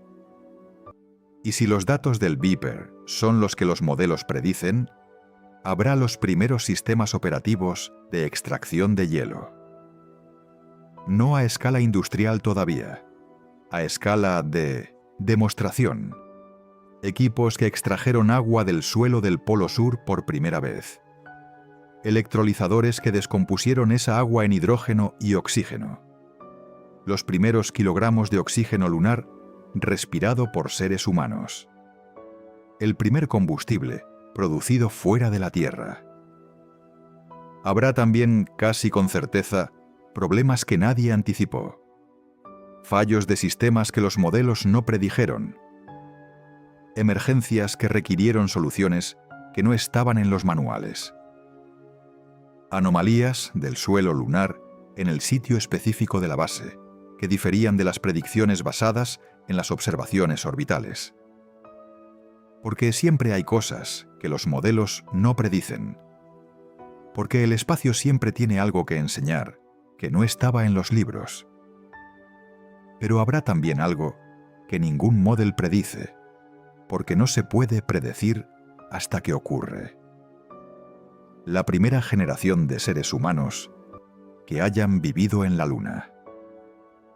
Personas que habrán mirado la Tierra desde la superficie de otro cuerpo celeste, no como una visita de días, sino como parte de su vida cotidiana. Personas cuya comprensión de lo que significa ser humano estará fundamentalmente alterada por haber habitado un lugar que ningún ser de su especie habitó antes. Lo que pensarán, lo que sentirán, lo que escribirán de vuelta a la Tierra. Eso no está en ningún documento técnico. No puede estar. Pero es parte de lo que el proyecto Ignición producirá si tiene éxito. Y es, quizás, lo más importante. El 24 de marzo de 2026, Jared Isaacman terminó su presentación con una frase que captura el desafío de manera más honesta que cualquier cronograma o presupuesto. La base lunar no aparecerá de la noche a la mañana. Invertiremos aproximadamente $20.000 millones en los próximos 7 años y la construiremos a través de docenas de misiones, trabajando juntos con socios comerciales e internacionales hacia un plan deliberado y alcanzable. Deliberado y alcanzable. No garantizado, no inevitable, alcanzable. Esa diferencia de vocabulario es honesta. Lo que hace al plan alcanzable, más que cualquier tecnología específica o cualquier presupuesto concreto, es la convergencia de 3 factores que en ningún momento anterior de la historia del programa espacial habían coincidido simultáneamente. El primero es la capacidad comercial. SpaceX ha demostrado con el Falcon 9 y el Falcon Heavy que los cohetes reutilizables pueden reducir el coste de acceso al espacio de manera dramática y sostenida. El Starship Si se convierte en el vehículo que SpaceX ha prometido, puede cambiar la ecuación de coste por kilogramo a la superficie lunar en varios órdenes de magnitud respecto a los cohetes de la era Apolo. Blue Origin, Rocket Lab y una generación de nuevos proveedores comerciales están creando una industria de servicios de lanzamiento que no existía hace 20 años. El segundo factor es la madurez tecnológica. Las tecnologías que el proyecto Ignición necesita no son ciencia ficción. Son ciencias de ingeniería con niveles de madurez diferentes, pero todos en el rango de lo demostrable en los plazos del programa. Los reactores de fisión compactos tienen un historial de décadas en el programa nuclear naval y espacial. Los sistemas de electrólisis para la producción de oxígeno son tecnología madura en aplicaciones terrestres. La impresión en 3D con materiales cerámicos y metálicos ha avanzado hasta el punto en que imprimir estructuras a partir de regolito simulado ya ha sido demostrado en laboratorio. El tercer factor es la presión competitiva. China no va a detener su programa lunar porque la NASA lance el proyecto Ignición. Eso significa que la base de motivación política para mantener la financiación del programa es más sólida que en ningún momento desde la Guerra Fría. Los presupuestos espaciales sobreviven los cambios de administración con más facilidad cuando hay un competidor que hace que el coste de abandonar el programa sea político y estratégicamente demasiado alto. La competencia con China en el espacio profundo no es una garantía de financiación continua, pero es una protección contra la cancelación abrupta que el Constellation de Bush no tenía cuando Obama lo canceló. Esos tres factores juntos no garantizan el éxito. La historia del programa espacial tiene demasiados ejemplos de programas con buenos argumentos y buenos presupuestos que fracasaron por razones técnicas, políticas o económicas que nadie anticipó. Pero crean las condiciones en que el éxito es posible de manera más concreta que en cualquier momento anterior. Y eso, en la historia de los proyectos extraordinariamente difíciles, es donde comienza la posibilidad de lo que parece imposible. Hay algo que une todo lo que hemos explorado hoy. El hielo atrapado en los cráteres del Polo Sur que lleva miles de millones de años en el frío absoluto de las regiones en sombra permanente. El reactor nuclear que tiene que generar 40 kilovatios continuos durante la noche de 2 semanas. El rover presurizado de la JAXA que permitirá a los astronautas explorar cientos de kilómetros sin quitarse el traje. Los drones que saltarán en arcos de 50 kilómetros sobre el terreno del Polo Sur. El regolito que tiene que ser manejado, movidos y eventualmente convertido en escudo de radiación y material de construcción. Los 20.000 millones de dólares distribuidos en 7 años. Y la frase de Isaacman, esta vez, el objetivo es quedarse. Todo eso es la misma historia contada desde ángulos diferentes. Es la historia de la primera vez que la humanidad intentará construir algo permanente fuera de la Tierra. No visitar, no explorar, construir, quedarse. Esa diferencia entre visitar y quedarse parece pequeña cuando se enuncia. Es inmensa cuando se examina en Minyo-Bichin, detalle. Quedarse significa resolver los problemas que las visitas pueden eludir. Significa diseñar para décadas en lugar de días. Significa que los sistemas de soporte vital no pueden tener puntos únicos de fallo porque no hay misión de rescate que llegue en horas. Significa que los materiales y las estructuras tienen que sobrevivir miles de ciclos térmicos de 300 grados, no decenas. Significa que los seres humanos que vivan allí tienen que estar psicológicamente preparados para algo que ningún entrenamiento puede replicar completamente. Vivir permanentemente lejos de la Tierra. La humanidad ha construido estructuras notables en lugares notablemente inhóspitos. Estaciones de investigación en la Antártida, donde las temperaturas bajan a menos 89 grados centígrados, y los vientos superan los 300 km por hora. Operan de manera continua desde hace décadas. Plataformas petrolíferas en el Ártico, sumergidas en aguas a menos 70 metros de profundidad, mantienen equipos de trabajo rotativos durante meses. La Estación Espacial Internacional lleva más de 2 décadas habitada de manera continua a 400 kilómetros de altitud. Esos son los precedentes más cercanos de lo que la base lunar intentará ser. Y cada uno de ellos fue considerado imposible o imprácticamente difícil por los escépticos de su época. Pero la base lunar no es simplemente más difícil que la ISS o que las estaciones antárticas. Es cualitativamente diferente. La ISS está a horas de la Tierra por cualquier métrica de emergencia. La base lunar está a días. Las estaciones antárticas pueden recibir suministros múltiples veces al año. La base lunar puede recibirlos a lo sumo cada pocos meses. Los técnicos de mantenimiento pueden llegar a las plataformas árticas en helicóptero. Los técnicos de mantenimiento para la base lunar requieren una misión espacial. Esa diferencia de autonomía necesaria es la diferencia que hace a la base lunar algo cualitativamente nuevo en la historia de las construcciones humanas. Y aún así, si el proyecto Ignición tiene éxito, si en 2033 hay 4 o 6 o 12 seres humanos viviendo de manera continua en el polo sur de la Luna, algo habrá cambiado que no puede revertirse.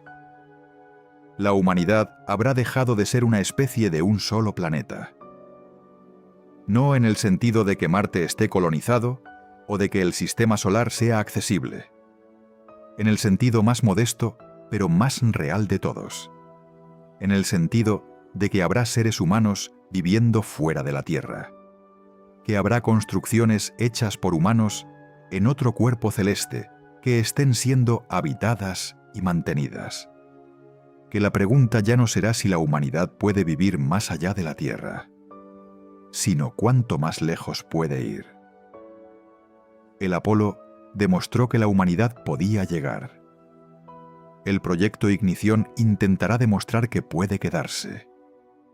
Y si lo demuestra, habrá cambiado la naturaleza de lo que somos, de la misma manera que el dominio del fuego, la agricultura o la escritura cambiaron lo que éramos. No el contenido de la especie, el alcance de la especie, el horizonte de lo que es posible. Y el horizonte, como siempre, sigue siendo más lejano de donde estamos. El 4 de octubre de 1957, la Unión Soviética lanzó el Sputnik 1, el primer objeto artificial en órbita terrestre, una esfera de aluminio de 58 centímetros de diámetro con 4 antenas que transmitía un pitido de radio desde el espacio. El pitido era audible en cualquier receptor de radio del mundo. Significaba que la Unión Soviética tenía cohetes suficientemente poderosos para alcanzar el espacio, y que esos cohetes podían potencialmente alcanzar cualquier punto de la superficie terrestre.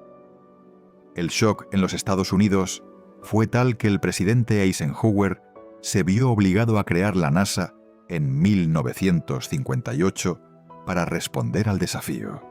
68 años después, la arquitectura geopolítica ha cambiado, pero el patrón es el mismo.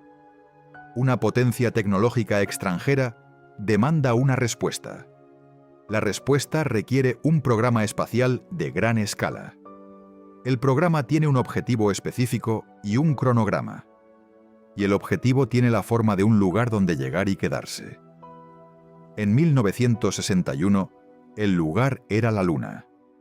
En 2026, sigue siendo la Luna. Pero la diferencia es fundamental. En 1961, el objetivo era simplemente llegar. En 2026, el objetivo es construir. En esas 6 décadas entre el Sputnik y el proyecto Ignición, la humanidad ha aprendido cosas sobre lo que se necesita para ir al espacio que en 1957 eran completamente desconocidas. Las leyes del movimiento orbital, la fisiología del espacio, los materiales que sobreviven la reentrada, las técnicas de soporte vital en el vacío, la ingeniería de los sistemas redundantes que hacen viable mantener personas con vida lejos de la Tierra. Todo ese conocimiento, acumulados en 70 años de exploración espacial, es el capital que el proyecto Ignición puede invertir. No empieza desde cero como el programa Apolo. Empieza desde las lecciones de todo lo que vino antes. Pero hay una lección que esas 6 décadas enseñaron que ningún documento técnico del proyecto Ignición menciona explícitamente. La lección de que los programas grandes fallan con tanta frecuencia como tienen éxito. El Challenger, el Columbia, el Constellation cancelado. Los retrasos que convirtieron el primer aterrizaje, Artemis de 2024, en 2028. Esa historia de fracasos no es el argumento para no intentarlo. Es el argumento para hacerlo con la humildad de quien sabe que el espacio no coopera con los cronogramas optimistas, y con la determinación de quien sabe que la alternativa, no intentarlo, tiene sus propios costes que no aparecen en ningún presupuesto, pero que la historia registra de todas maneras. La historia de los programas abandonados, de las capacidades que se perdieron cuando los ingenieros que las tenían se jubilaron sin transferirlas. De los años que tardó en recuperarse el impulso cuando los programas fueron cancelados. Esos costes son reales. Y son el argumento más honesto para mantener el programa en movimiento, incluso cuando la física y los presupuestos y la política presentan obstáculos. El proyecto Ignición es la consecuencia de 70 años de aprendizaje sobre cómo ir al espacio, y de 54 años de aprendizaje sobre lo que significa dejar de intentar quedarse. Esta vez, el objetivo es no repetir ese error. Hay una imagen que los artistas conceptuales de la NASA han producido para ilustrar la fase 3 del proyecto Ignición. La base en 2033. Módulos conectados por túneles. Rover sobre el suelo gris del Polo Sur. La Tierra, pequeña y azul, en el cielo negro sobre el horizonte lunar. No hay seres humanos visibles en esa imagen. No porque no estén ahí, sino porque están dentro. Dentro de los módulos que los protegen del vacío y de la radiación. Dentro del sistema de soporte vital que convierte el hielo del Polo Sur en agua potable y el oxígeno extraído del regolito en aire respirable.